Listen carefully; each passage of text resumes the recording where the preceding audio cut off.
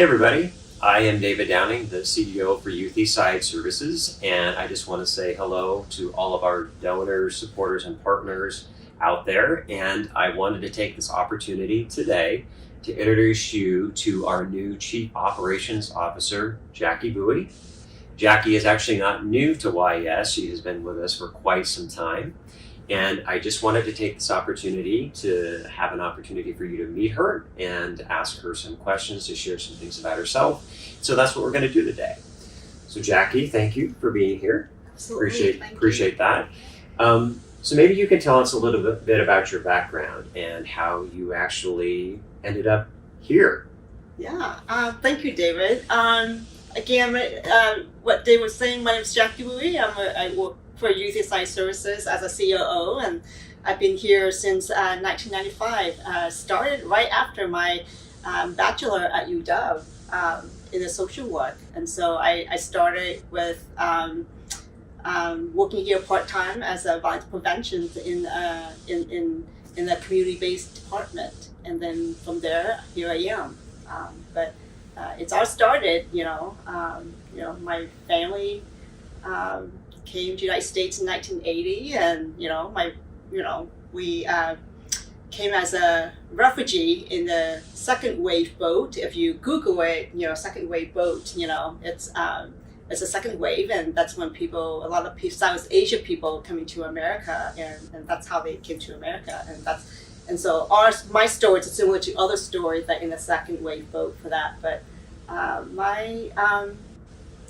my parents came, and they have total six kids, and came to America, no language, no nothing, and we were on, public assistant, food bank, and my parents worked two jobs, one at night and one during the day, and and to this day I still don't know how my parents raised all six kids, but we all become successful. But it was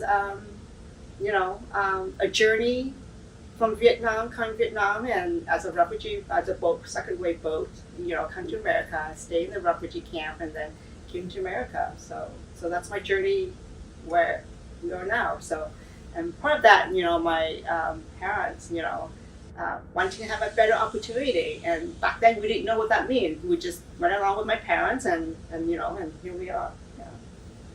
That's really like an amazing story, really. Yeah. It's a short version of it. It's an overview, but I remember with my parents, we didn't have on public assistance and working and surviving, and our job would just go to school and making sure that we get good grades, and but I remember every Wednesday or something like that, my mom would go to the food bank and get the food, and I remember eating macaroni. Like when she made macaroni, it's a different way in the Vietnamese versions rather than the American way, but it was like all that food, and so I think that's kind of influenced how I became a social worker, and I didn't know what that means, and as I struggle through with my teens, as a teen, you try and figure out, who you are, and but fast forward, after high school, I didn't know what I want to be, what I want to study. I actually wanted to be an accountant, and that was either the choice of accountant or a beautician, and but when it close to my graduation in high school, and got into a college at UW, and trying to figure out what I want to learn and study, and social work was the one. And so I really have that compassion, because I think, kind of reflecting back on my journey to come to America, staying in the refugee camp, is how can I pay that back? And part of that is become a social worker. And I didn't think of anything, but I just want to be a social worker and help people, and that was it. And that was the idea. But once I going to school at UW as a social worker, getting my bachelor, and it kind of gave me opportunity to think about different ways how can I be engaged into the community. But my thought was just be a caseworker and help people, and that was it. Yeah. So your journey really, in terms of coming from Vietnam and all of the family experience you had, really led to you wanting to actually be in a space where you could actually help other people then.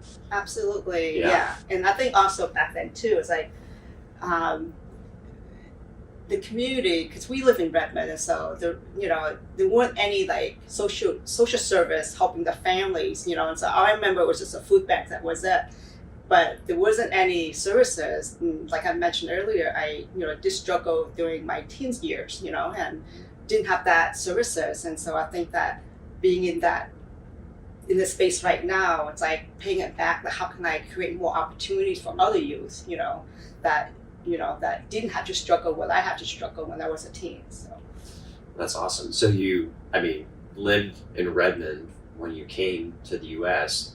and you still live in Redmond. yep, I still live So in you're Redmond.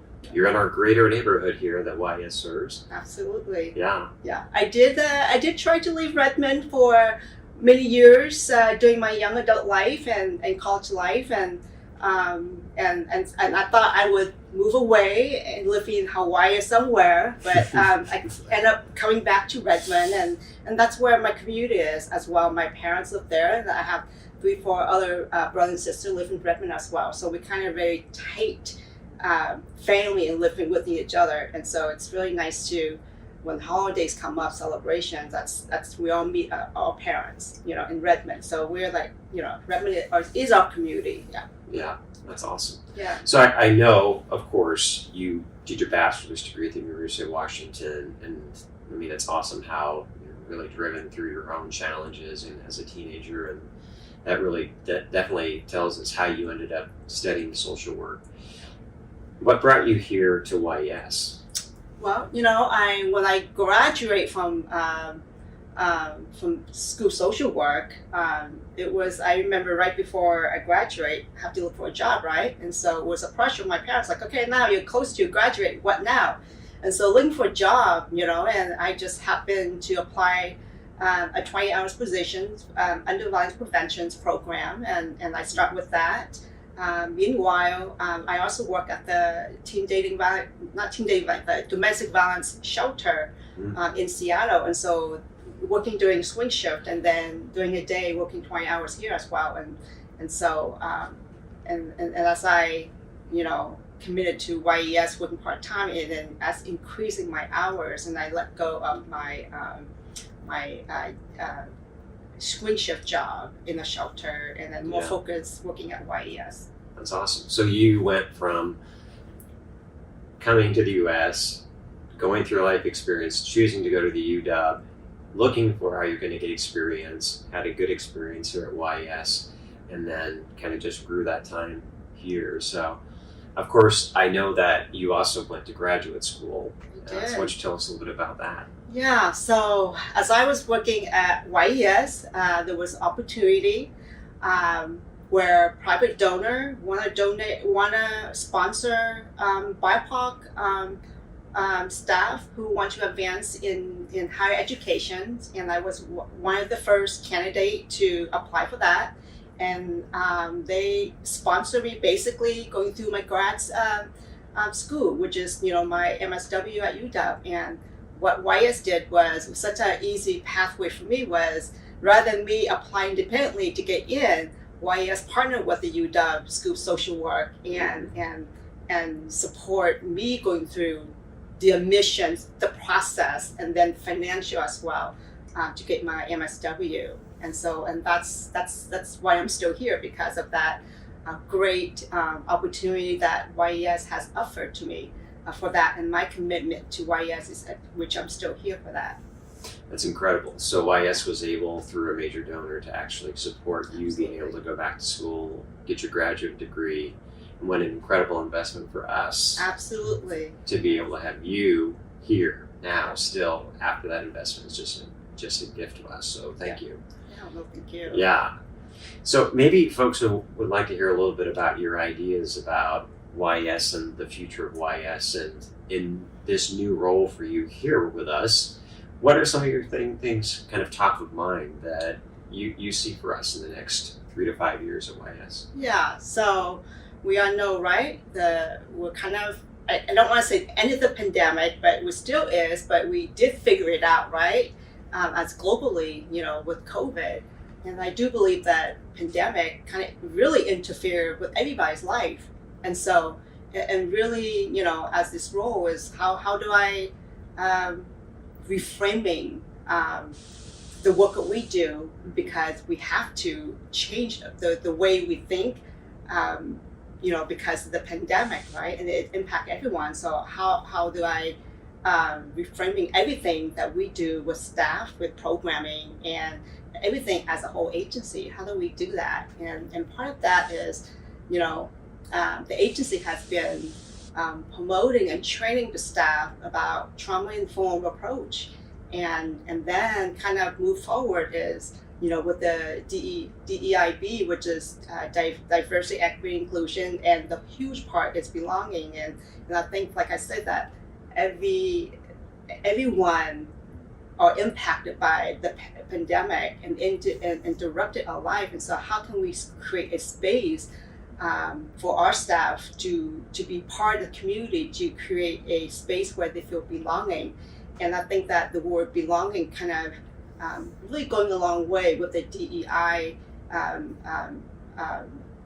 space for that. And I think part of that is, every day I'm thinking, how do I create a space for our staff to feel belonging, to continue working the expectation what the agency have, but also like how can they bring themselves into to the work, so that way they can be who they are, but also balance it out.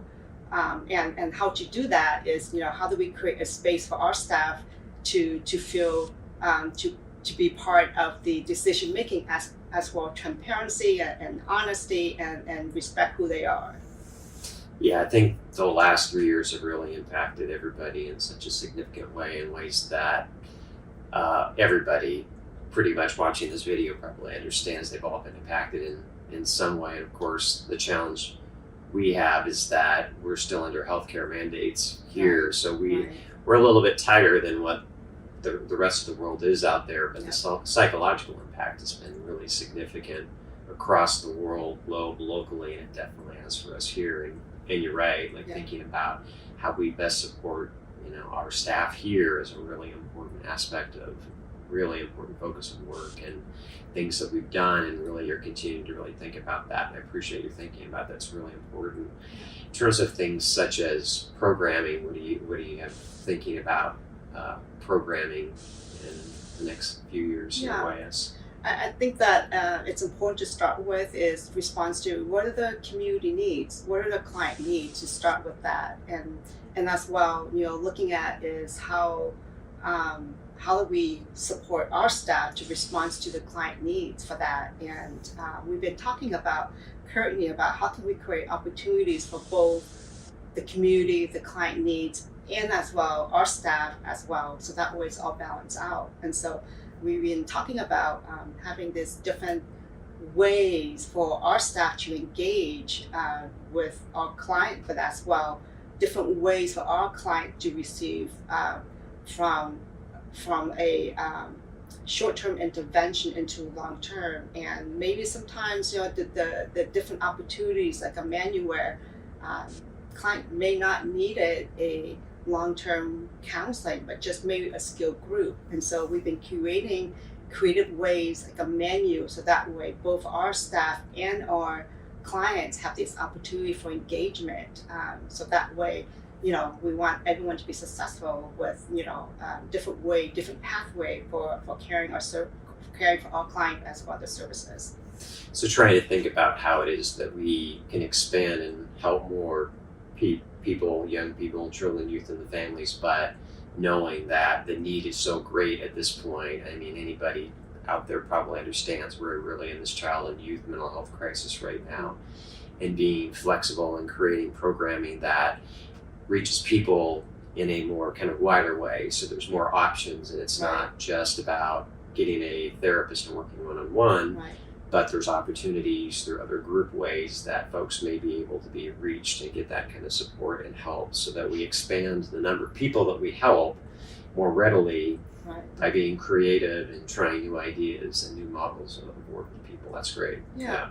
And I think also too, it's like the big thing too is how can we work collaboration with each other, and because we have 3 different departments, right? And so there's a pathway. So how can we develop a team? Because we have the agency base providing treatment, we have school base providing services in school, and we have department providing services in community. So how can we all as a team work together to support a family or client be more successful, rather than the old way it's individually seeing a therapist and that's it. But this way it's like you as a team can support each other as well in the healthy ways, and it's like almost like a tag team.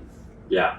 So really strongly integrating the different parts of the work that we do. So the clinic based out of our agency, with those we have based at schools, and those that are at all the different community sites, and really integrating all of that together as best we can to support kids and families. And you and I talk about, we have our staff, based at teen centers, and those model, it's, create for alternative options for youth who may, traditional counseling may not work. Right. And so we talked about in the teen centers, we all know our agency, and I do believe that other providers, agency or in a area where there's a waiting list, and so there's a need for counseling, and so we were thinking different ways is to in the teen center, and we kind of thought about this model, a bold thinking of this model is like, rather than refer them into the agency for services, how can we provide the services at the teen center, and provide that treatment, provide that counseling treatment at the teen center rather than refer them out. Yeah. Is there anything that we haven't talked about that you want kind of the wider community of, YES community to know that? Well, I think I may mention a little bit, but I think that we also, as Future too, we in hiring as well, instead of just hiring everyone, but this one of my big thing is, hiring for intentions of the staff bringing to the agency, really intentions like what are the needs that the community needs, that we really hire the person rather than just hire a person and match our culture, but somebody bringing something special, different to the agency. And I do believe that bringing that create different opportunities as well to to our community, to our client needs as well. And another one I may not mention is like the zero suicide. We did send, including you and myself and other directors, but we have 10 to 12 staff who participate in the zero suicide training, and how do we implement that? And so we're in the process right now implementing, but also, I mentioned earlier about the trauma-informed, integrate DIB, and then the zero suicide. How is that all that 3 married to each other and then implement, within the agency, so that way we can save more lives, and a pathway to youth and family where, they can be more successful, in our pathway as well, save more lives. Yeah, I think you're really naming some of the things that we're doing internally are really important. So this training around the Zero Suicide Project is huge, because as unfortunately as you and I know, and many of you out there also would know, that the number of people that we are losing to suicide, and specifically young people, is at such greater rates now than what it used to be. And so that project, that additional training, new ways of looking at how we prevent suicide, and then those other initiatives that we're doing internally, looking at how do we have the most supportive environment through a trauma-informed approach, and looking at issues of diversity, equity, inclusion, and belonging, are really key and core part of having a healthy organization. And we, as a healthy organization, then are best positioned to help others. And the other part you talked about was the fact of our staff and making sure that we're always really hiring the right people. And one of the things that I think has always been a great strength, and I agree with that, is that we've got, when we hire the right people, they're really connected to the community and they really have an ear and know what is going on, and they're listening to young people. So it helps us always be on the front end of the emerging and changing needs that are out there, which is so incredibly important because we've been here for 54 years at YS, and we look very different today. We'll look different 5 years from now, 10 years from now, and it's because we're always changing and listening to the young people and families in terms of what needs are. And I trust you 150% to be leading that effort along with me. So I really appreciate that you have stepped up and into this role. And to those of you out there, anybody that wants to get to know Jackie better, please definitely reach out our way. I have an absolute full confidence, and I'm so excited to have her in this new role for her here at YS. And you're going to see magical things happen from her as she continues in this role. And again, if you have any questions, please reach out. And as always, from all of us here at YS, we just want to thank you all, whether you're a partner, a donor, or a supporter, or somebody who uses our services. We just really appreciate you being part of our overall YS community. So thank you. Thank you.